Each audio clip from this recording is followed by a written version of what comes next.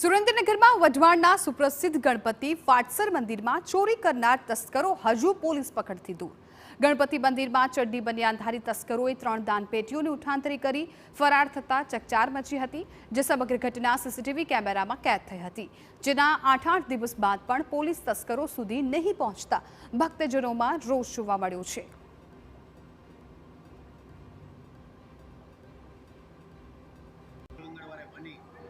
તે ન બનવી જોઈએ, કારણ કે ધાર્મિક લાગણી દુભાણી છે અને મંદિર એટલે એક ભગવાનનું સ્થળ કહેવાય છે અને આવા સ્થળ ઉપર જે આપણે અહીંયા માંગવા આવી છે, માંગવાની જગ્યાએ માણસો લઈ જાય છે, તે બિલકુલ યોગ્ય નથી। આ જગ્યાએ પૂરેપૂરી સુરક્ષા અને સુવિધા હોવી હિતાવળ છે અને આ લોકો જે કંઈ તસ્કરો આવેલા છે એ તસ્કરોને યોગ્ય જે કંઈ થતી હોય એ ગોતી અને એના મુદ્દે એને સજા કરવી પડે।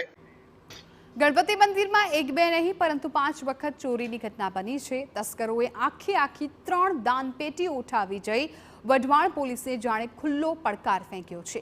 મંદિરમાં અંદાજે 3 લાખની રકમની ચોરીથી પોલીસની કામગીરી પર સવાલો ઉઠ્યા, ત્યારે તાત્કાલિક ચોરી કરનાર ટોળકીને ઝડપવા ભક્તજનો માંગ કરી રહ્યા છે।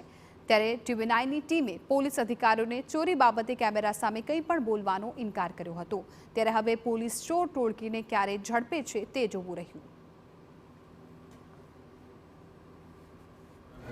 પૂરા ધ્યાન દેવું જોઈએ। દર મંગળવારે સમૂહ હોય, દર મંગળવારે પોલીસ વ્યવસ્થા પ્રોડક્શન હોવું જોઈએ અને આ વારંવાર ચોરી થાય છે એને ત્વરિત પકડને की વ્યવસ્થા હોવી જોઈએ, કારણ કે 4-5 વખત થયા, પહેલે બી થઈ ગયા અને આ વખતે તો બધું ઘણા એવિડન્સ બી આપણે પ્રાપ્ત થયા છે, તો જેટલા શીઘ્રથી શીઘ્ર રિઝલ્ટ આવવું જોઈએ।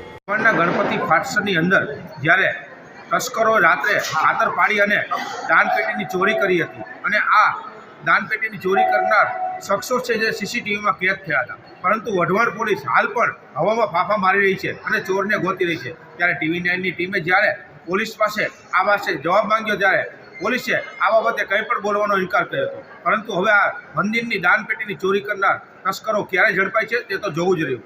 સાજિદ બેલીમ, ટીવી9 સુરેન્દ્રનગર।